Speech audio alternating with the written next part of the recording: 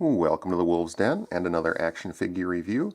Today we are taking a look at the King Cobra figure from the latest Marvel Legends wave of Avengers figures. This is from the Thanos Build-A-Figure wave from the upcoming Infinity War movie. Oddly enough, King Cobra here is labeled as Serpent Society on the package. He is the leader of the Serpent Society, but why they didn't put Cobra or King Cobra on the package, not sure. Maybe it's a rights issue or brand thing where they didn't want people confusing it with G.I. Joe. Not sure. Either way, we've got the figure here. Let's open him up and take a closer look at him. Starting with his articulation. See that his head does rotate fully around. He can look up slightly, but his helmet does prevent that a little bit here. But he can look down quite well. Arms rest pretty close to the sides. They don't raise up too far at the shoulder there. That's about as far as you can get them. But they do have the full rotation.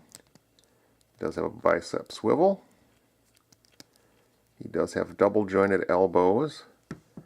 But the elbow joint, the plastic's a bit softer. So it almost feels like it's going to break just at any point. So, because it's really kind of loose and flimsy, so I'm afraid of these elbow joints a little bit. Nothing may happen, but I worry that they could break. His hands do rock in and out and rotate all the way around. He does have an ab crunch. He can bend forward that far and then that far back. And then he can rotate fully at the waist.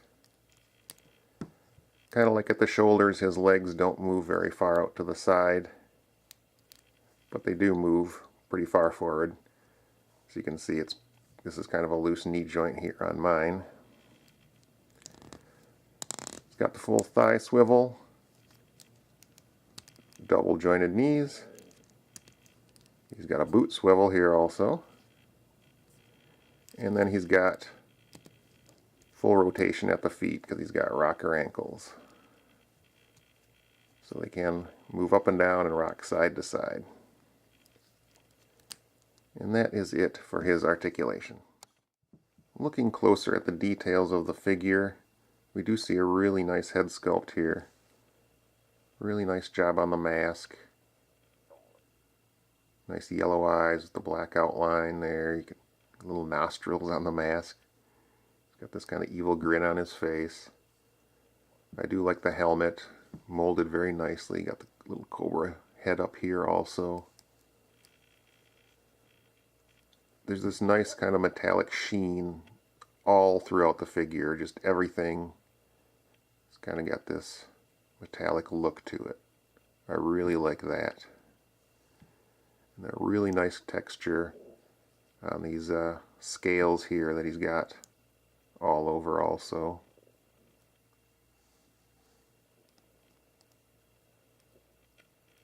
He's got his belt here, which just kind of sits loose so it can move up and down. Kind of these wristbands here, nice silver. There's a little like snake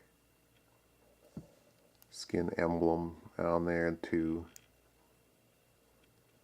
Really nice look overall. Really nice job. I really like that they, gave it a texture too. It makes it really stand out. His one accessory, if you can call it that, is his cape or cowl or whatever the heck it would be called, I guess. And that does have a peg on it, so he does have a peg on his back there. Kind of clips around his neck. And then I'm not sure how well you can see that, but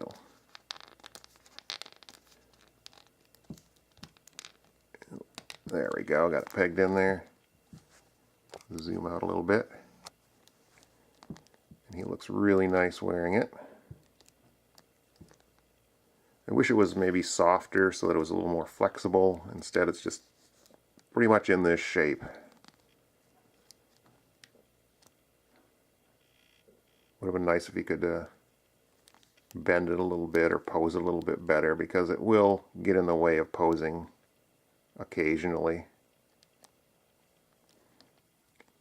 Okay, one thing before I go to my final thoughts that I want to point out is, as I was getting ready to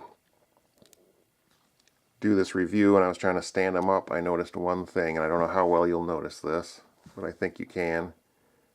One leg is definitely longer than the other.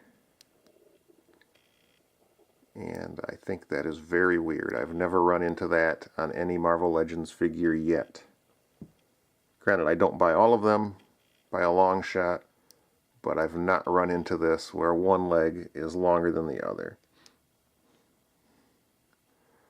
So while it will hinder him basically standing straight up, with the right poses it won't matter at all.